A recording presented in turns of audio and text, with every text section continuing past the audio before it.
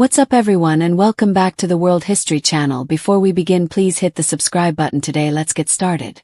The bizarre life of Thomas Cochrane, British Admiral and South American mercenary. Of all the adventurers to come out of the Napoleonic era, Thomas Cochrane may have had the most varied career. His travels took Lord Thomas Cochrane to Chile, Peru, Brazil, and most of the coastal areas of Europe.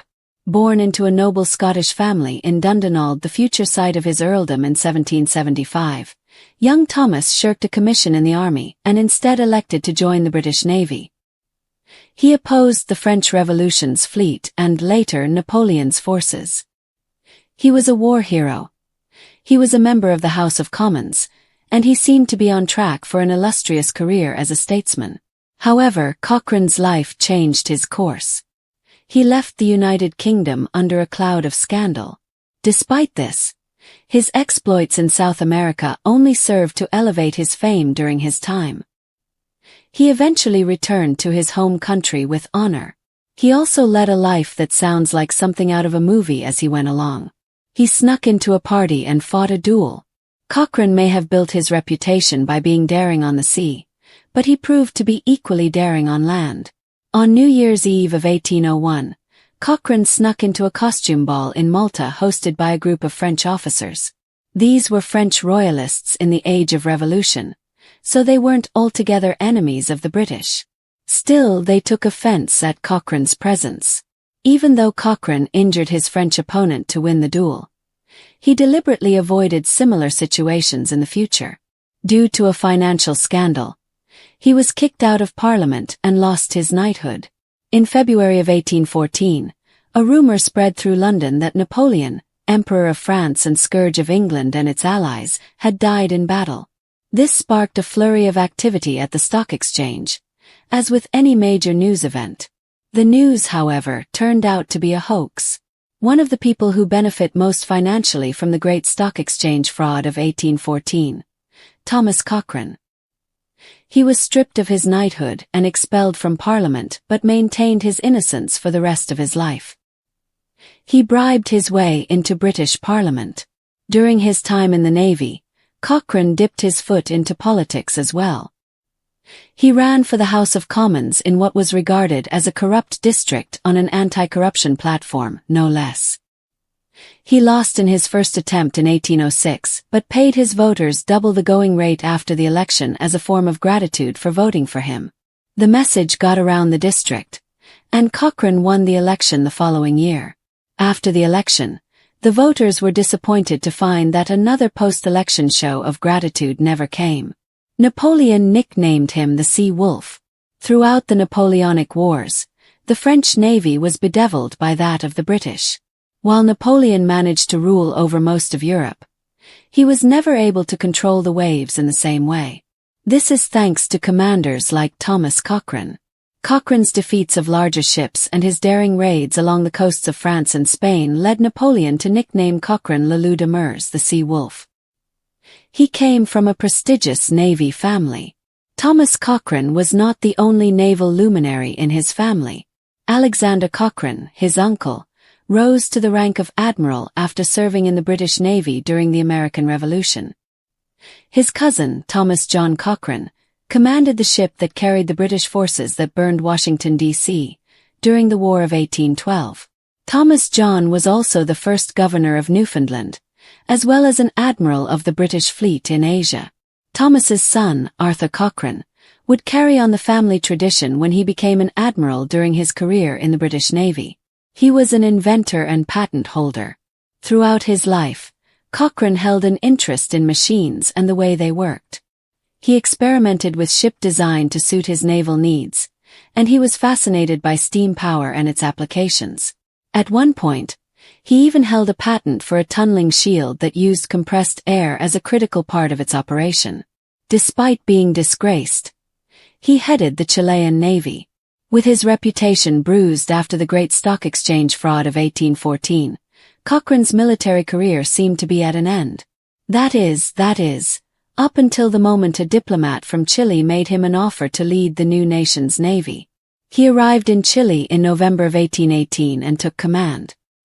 He flummoxed the Spanish Navy in battle just as he had done during the Napoleonic Wars, while also reorganizing the Chilean fleet into a modern professional fighting force. He played a role in Peruvian independence. Chile wasn't the only South American nation of the time asserting its independence. Neighboring Peru was also looking for a way out of Spain's political grasp. The Chileans were eager to assist in the fight against the same foe. Cochrane's naval prowess was instrumental in delivering Chilean troops to Peru, preventing Spanish reinforcements from entering the major ports, and outwitting the best the Spanish Navy had to offer. He fought for Brazilian independence. After a falling out with the leadership of the Chilean independence movement, Cochrane next brought his services to the nascent Brazilian government, which had recently declared its independence from Portugal.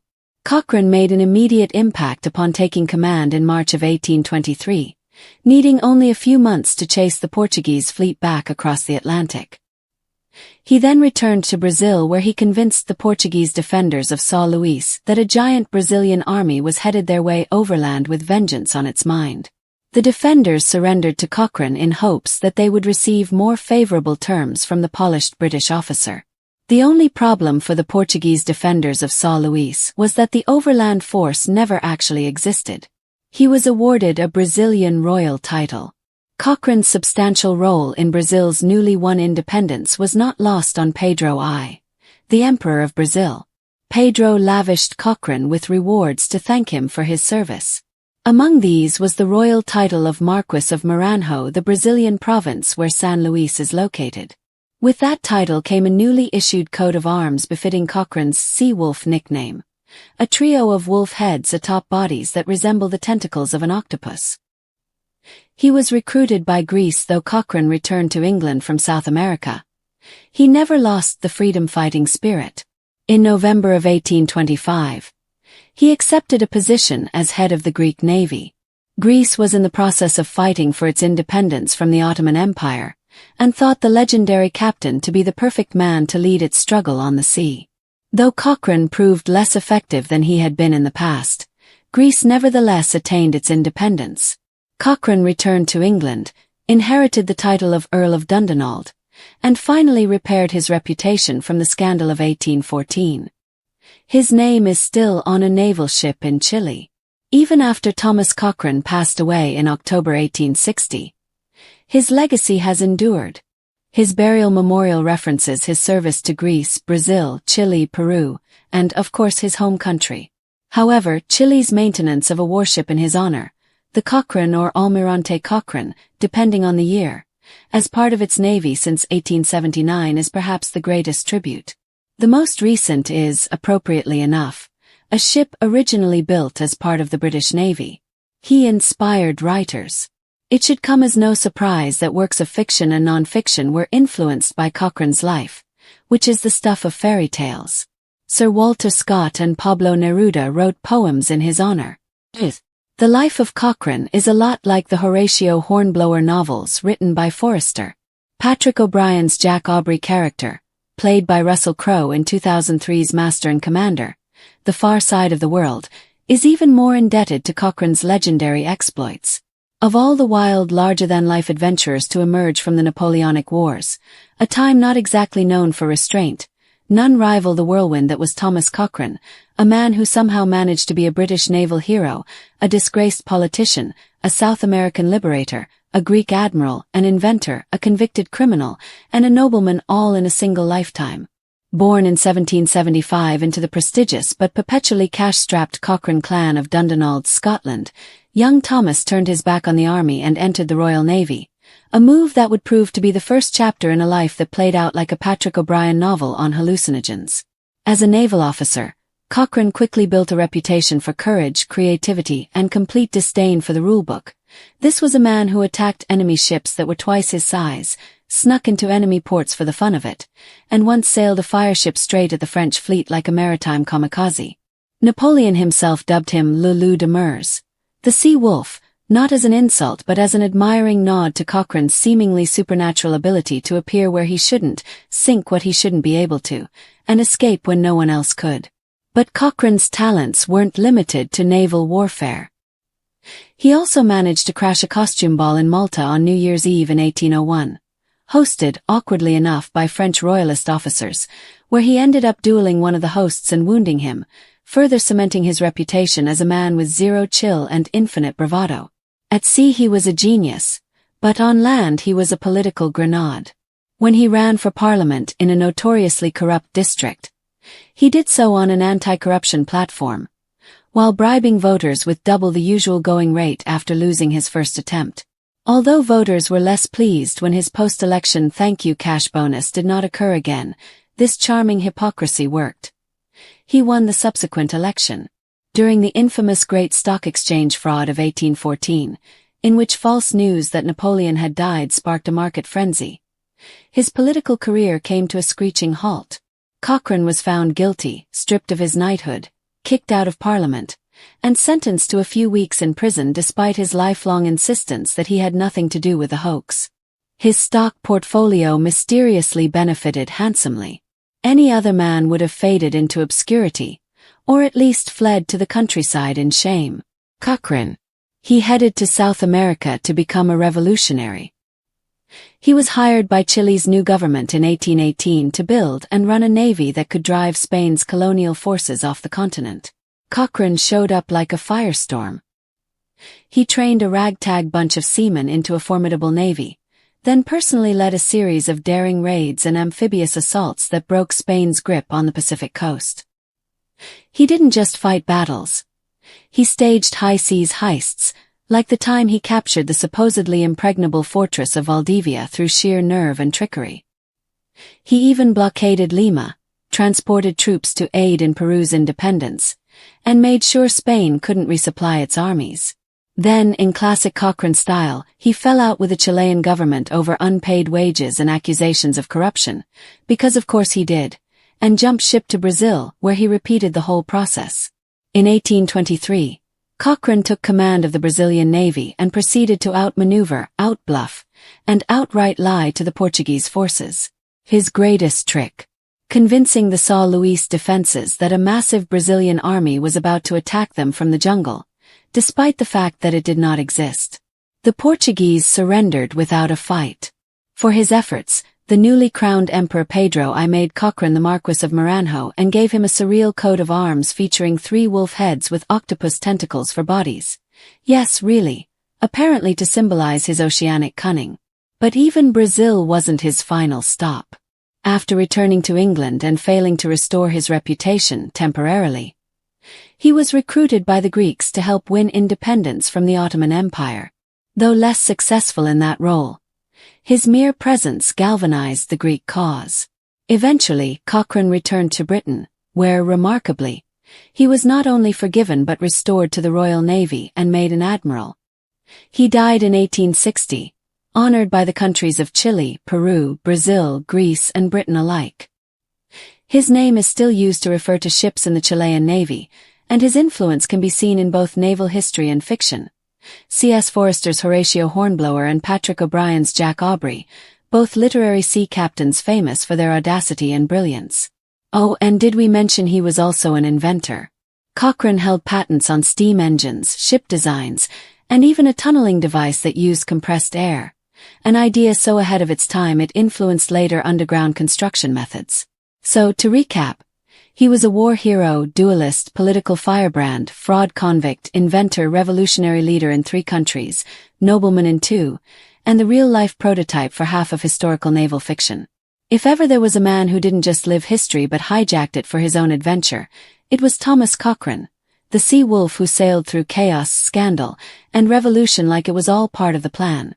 Few, if any, of the larger-than-life figures who emerged from the Napoleonic era and carved their names across continents compare to Thomas Cochrane, the 10th Earl of Dundonald, and his bizarre, swashbuckling, scandalous, and adventure-filled life.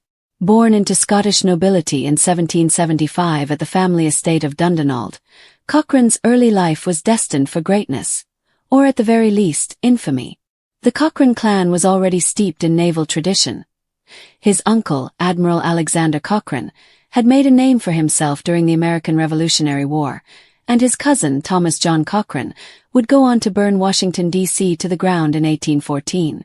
However, Thomas Cochrane's life path stands out as jaw-droppingly unpredictable even within this successful family. The young Cochrane chose to join the Royal Navy, where his boldness quickly set him apart, rejecting the land-based commissions that would have been more fitting for his noble upbringing. Using naval daring-do, aggressive tactics, and unparalleled bravado, he established a legend and a career, gaining the resentment of adversaries and the open admiration of allies.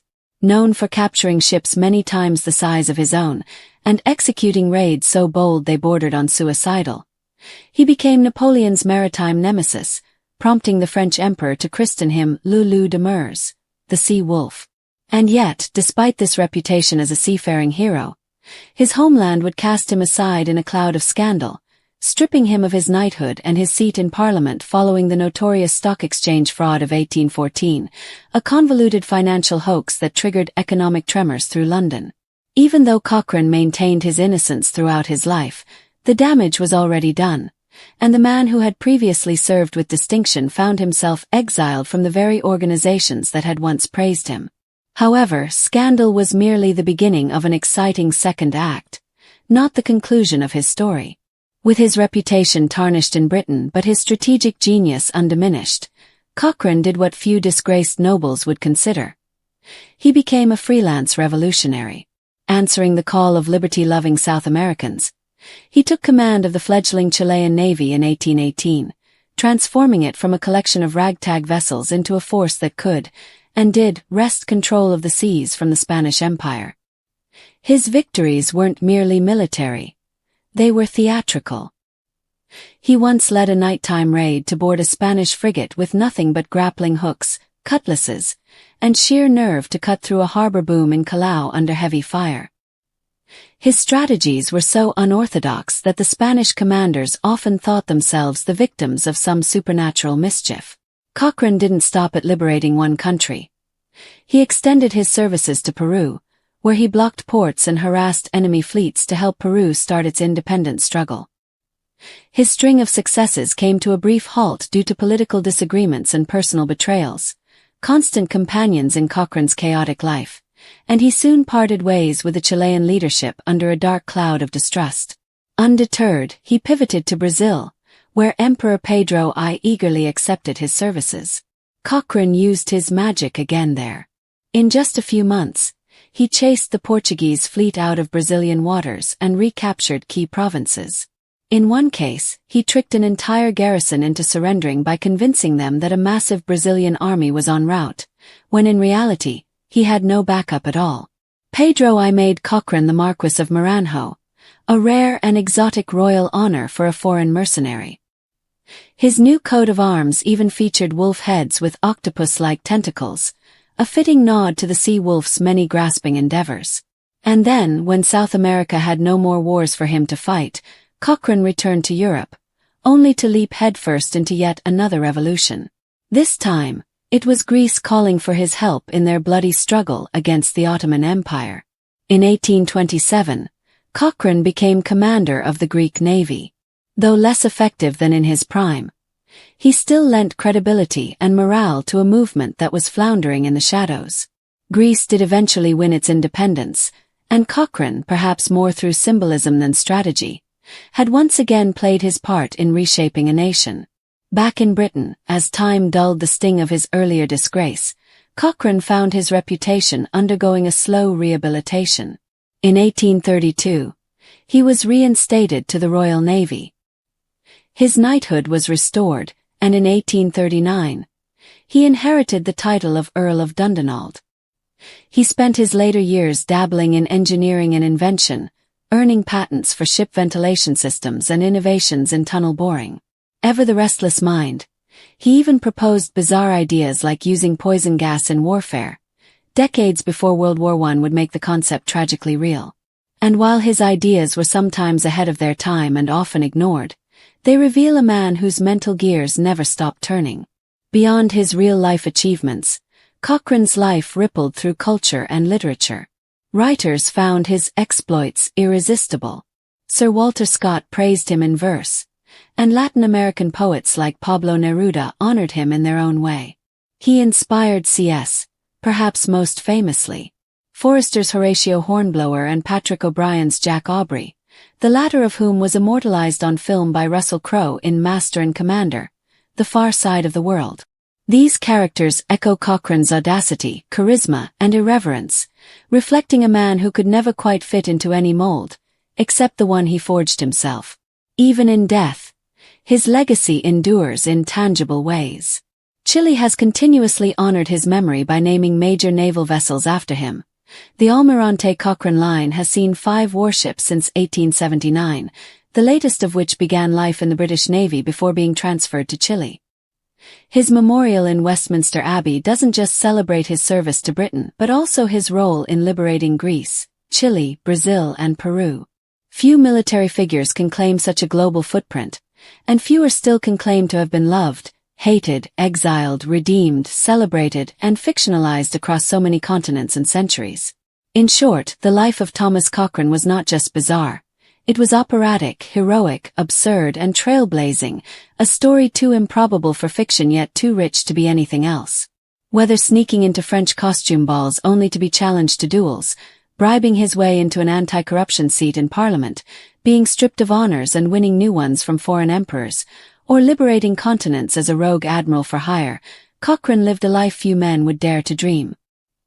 He was a wolf of the seas, a mercenary with morals, a noble with revolutionary fire, and a man whose name has somehow survived as both scandal and legend, patriot and pirate, hero and outcast, in a story that refuses to fit neatly into any history book's margins.